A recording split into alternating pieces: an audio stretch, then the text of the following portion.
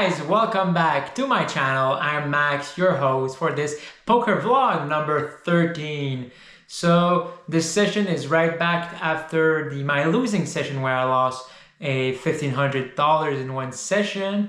If you haven't seen my previous session, I would recommend it to see it. I've written in my description where you can find it, and it's going to show you sometimes that I do make mistakes as well. I'm not a poker professional and it does affect me sometimes, so go watch it. So now it's a new one. I got to start fresh, new game, new mindset. I'm playing 1-2 in Quebec. Let's roll.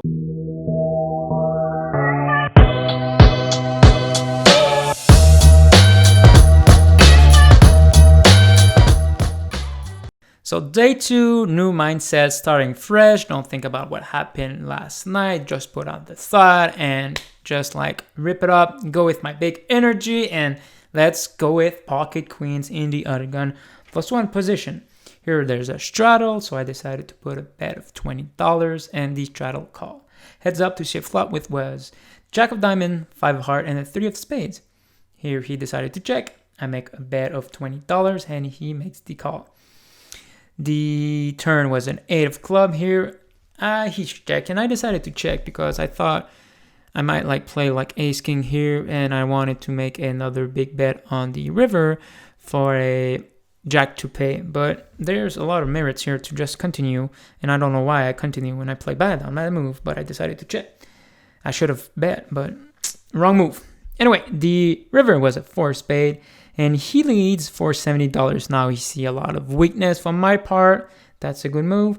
And since here any 7-6 could probably easily have the straight, ace-2. He could have 2 pairs. With all that in mind, since I played bad on the turn, I just make the call of $70 and he shows 7-6.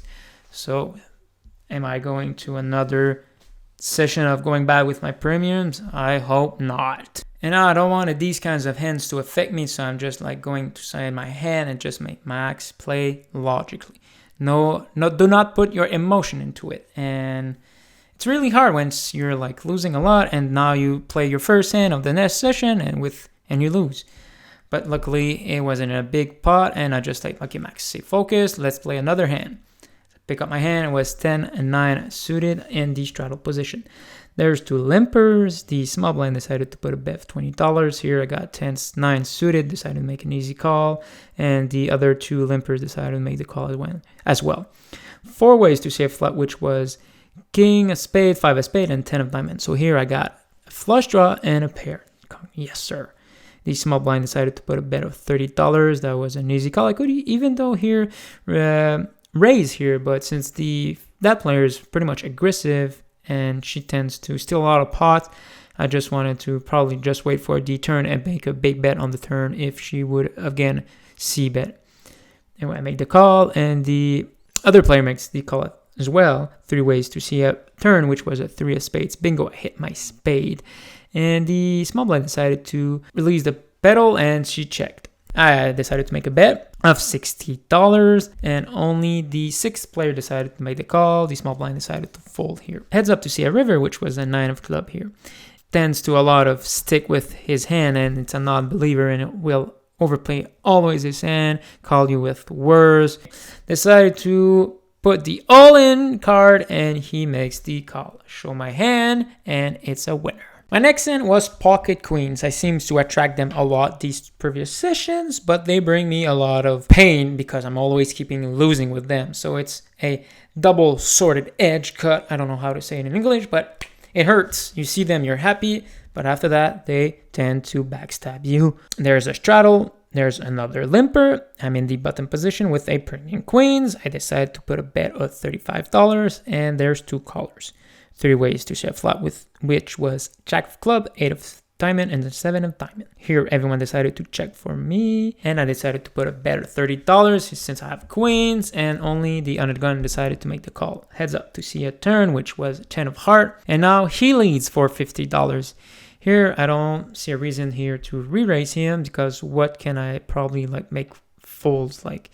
Any diamonds would probably call, any 9s have a straight, so probably like re-raise me, or any 2 pair would probably re-raise me here, so pretty much think there's only calls. River was an 8 of heart here, and he decided to check. There's no reason me for betting here, since any 9s would probably be good. How can I make value here? So I'm pretty much like just want to check, and the villain chose 10-9 of diamonds. So he did flop the straight, and my queen still backstabbed me again.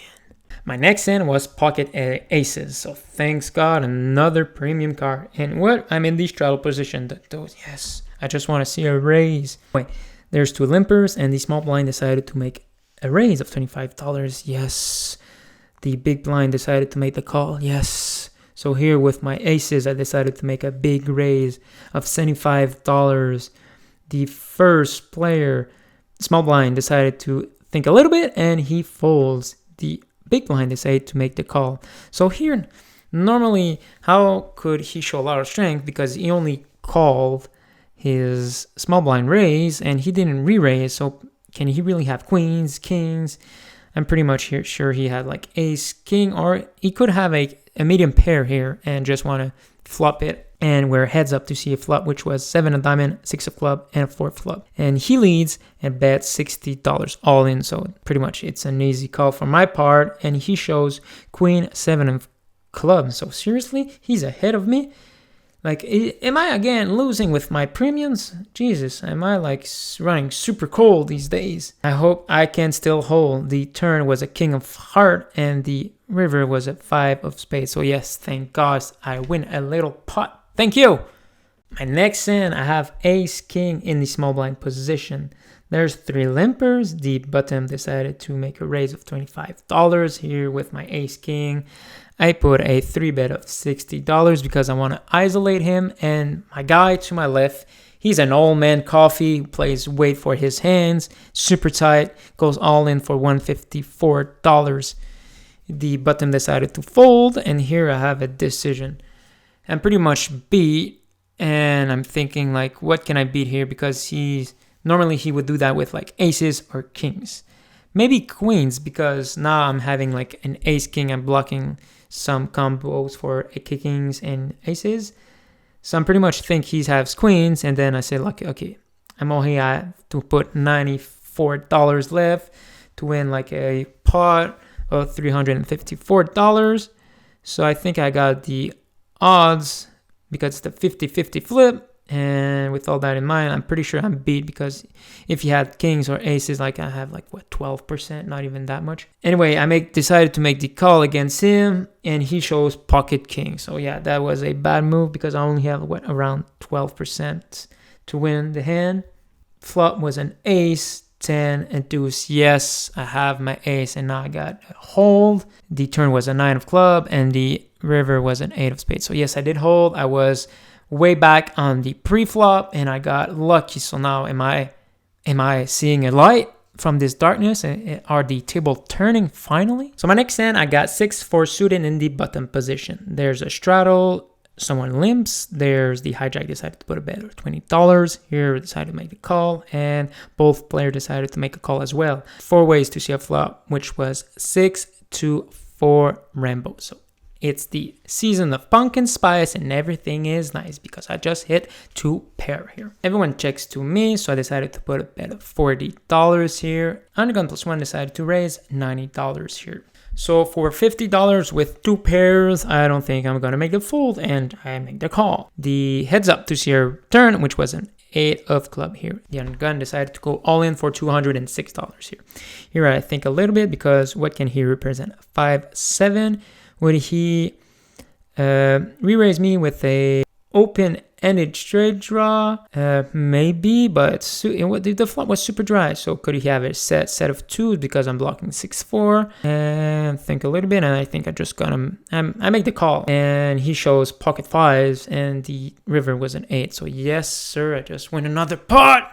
So my last hand was pocket 8 in the middle position. So I open with $10, and there's 2 callers. 3 ways to shift flop, which was jack, 7, 8, 2 spades. So I did hit my set here, but I got to be careful because any 10-9 would make the straight, and there's some flush. So it's a super wet board. But since I got a set, I don't want to slow play them and I just want to make some money multi-ways. But I gotta be careful. Anyway, I decided to put a bet of $20 and both player call. We are still 3 ways to see a turn, which was an ace of club here. Now I decided to put a bet of $40. My left guy decided to fold and the bottom decided to make the call here. Heads up to see a river, which was a 3 of diamonds here. It's a pretty much of a blank and I want him to induce like a bet. So I decided to make a bit trap because how can I probably got 10-9 or just decided to make a check here and see what it's gonna do, and he bets $100 here. The reason why I checked is because I wanted to induce a bet from any misdraws, but I don't think there's any reason here to re-raise when he made the bet, and I just seems to make the call and he shows nothing. And he says, I'm good, and I show my pocket eights, and I finally win and block a winning session. If you enjoy my content, don't forget to like and subscribe, that helps a lot. My thoughts for this video is that previous session can affect your play, so that's why you gotta start fresh, keep focused, it's a new game, new people, and you don't have to think about what happened last night. You might kind of tell what other people are playing and these kinds of situations, but you gotta stay focused, fresh, and don't trying to chase your losses from last night. So I was in for 600, out for 900, so that's a $300 positive. I gotta just grind and get back my loss from the previous session, and I know I'm gonna get it. So see you on the next video, guys. Bye.